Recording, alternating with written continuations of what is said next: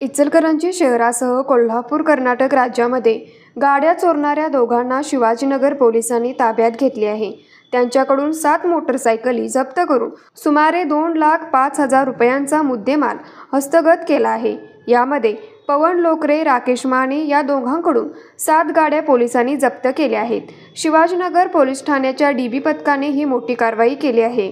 Shivajinagar police ठाण्याच्या dB पथकाने 8 दिवसापूर्वी 5 गाड्यांच्या चोरीची उकल केली होती। आता तशीच कारवाई पुढे ठेवत या पथकाने आणखीन 2 चोरांना ताब्यात घेऊन 7 गाड्या ताब्यात घेतल्या आहेत। यामध्ये इचलकरंजी, शिरोळ, गोकुळ, शिरगाव, शाहूपुरी, सदलगा या भागामध्ये या 2 चोरांनी 7 गाड्या चोरल्या आहेत। यातील पवन लोकरे, राकेश माने या दोघांनी या गाड्या चोरल्या असून यातील या गाड्या चोरून मित्रांना वापरण्यासाठी दिल्या होत्या। शिवाजीनगर पोलिसांच्या डीबी पथकाला याची माहिती मिळताच पोलिसांनी त्यांना ताब्यात घेऊन चौकशी केली असता त्यावेळी त्यांनी उडवाउडवीची उत्तरे दिली, पण त्यांना पोलिसी खाक्या दाखवताच त्यांनी या 7 गाड्या चोरल्याची कबुली दिली। यातील 5 गाड्या चोरीला गेल्याची वेगवेगळ्या पोलीस ठाण्यामध्ये गुन्हे नोंद आहेत, तर 2 गाड्यांचा अजून कोठून चोरल्या आहेत याचा तपास शिवाजीनगर पोलीस करत आहेत।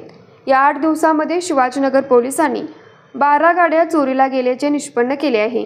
पवन लोकरे, राकेश माने यांच्याकडून 7 गाड्या जप्त करून त्यांच्याकडून सुमारे 2,05,000 रुपयांचा मुद्देमाल पोलिसांनी जप्त केला। जिल्हा पोलीस प्रमुख महेंद्र पंडित, अपर पोलीस अधीक्षक निकेश खाडमोडे पाटील, DYSP समीरसिंह साळवे, पोलीस निरीक्षक सचिन पाटील यांच्या मार्गदर्शनाखाली हा गुन्हा उघडकीस आणण्यास मदत केली आहे।